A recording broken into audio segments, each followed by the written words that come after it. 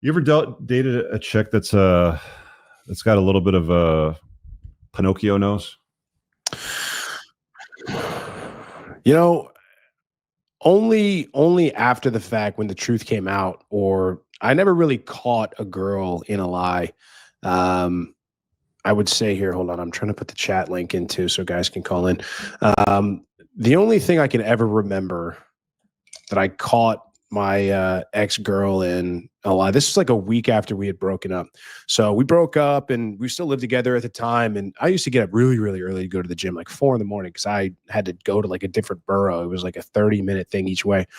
So I would go to bed relatively early. And this is after we broke up. She was starting to stay out late, go out with her girls more, that whole thing. You know how that goes. Yeah. She came home.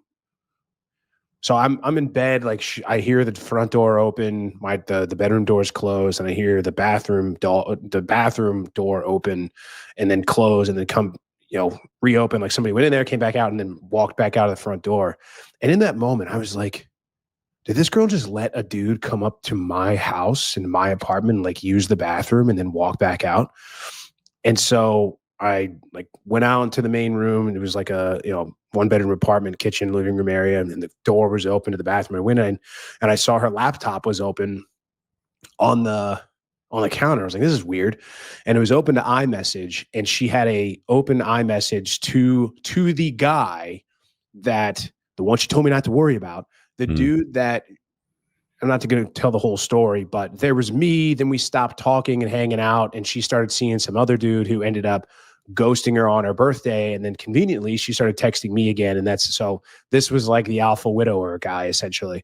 And, I had like a doormat, like a dummy. I had told her throughout the relationship that this guy, like, I don't know, like, how do I know that you actually picked me or that I'm not the consolation prize, all that kind of dumb stuff.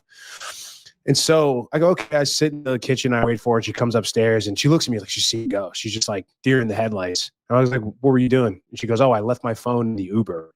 Oh, sorry. The iMessage was to the guy saying, oh, I left my phone in your car, turn back around so I can get it out of your car, to the guy. So she had been hanging out with this dude, getting drinks with this guy, came upstairs and told me she left the phone in the Uber. And she told me to my face like 3 or 4 times, to a point where she was indignant about it. She almost started yelling. She's like, I told you, I'm not lying.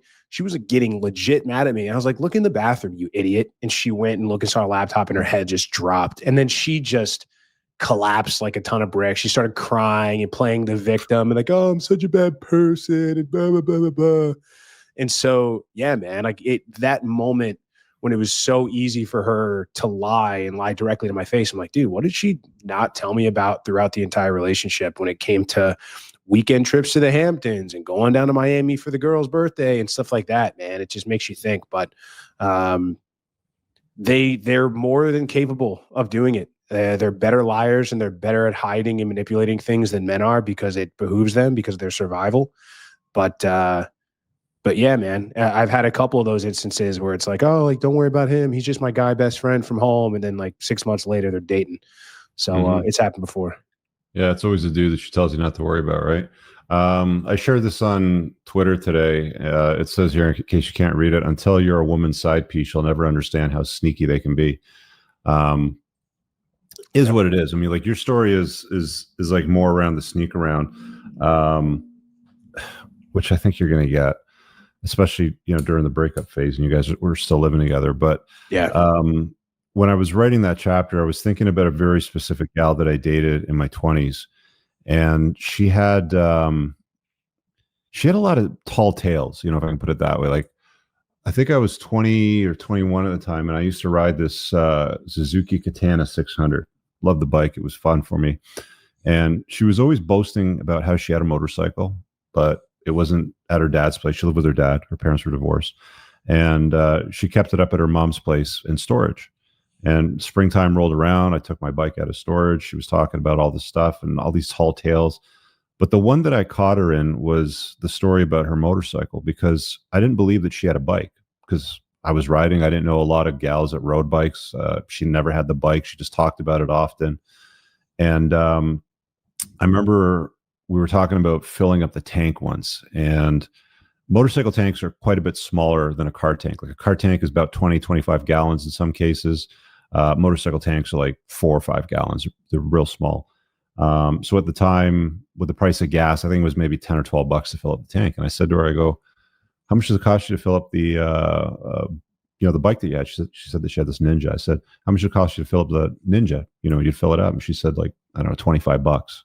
And that was like mathematically impossible because there's no gas tank that's big enough. And I realized then and there, it's like, this chick's telling me that she's on birth control. This chick's telling me this story. She's telling me that story and the story after that. And it's like, you can wind up in a pretty precarious situation, guys, if you're dealing with a pathological liar. And they exist. Like, they're out there. They're very, very good at it. It's like they'll build a story of stories on top of the story and a story to cover the other story, sort of thing. Eventually it'll probably fall apart.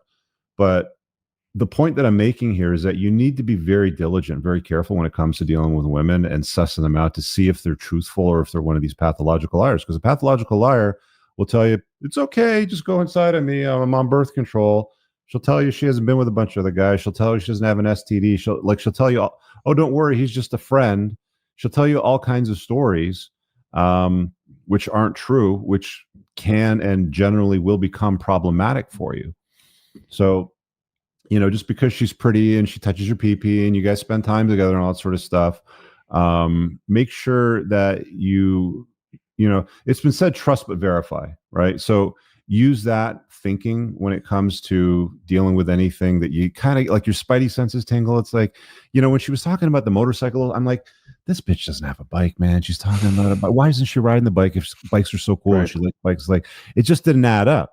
And it's like, the spidey senses were tingling. I'm like, there's something about her that just doesn't make sense. And it wasn't just that story. And then shortly after that, all the other bullshit lies sort of fell apart.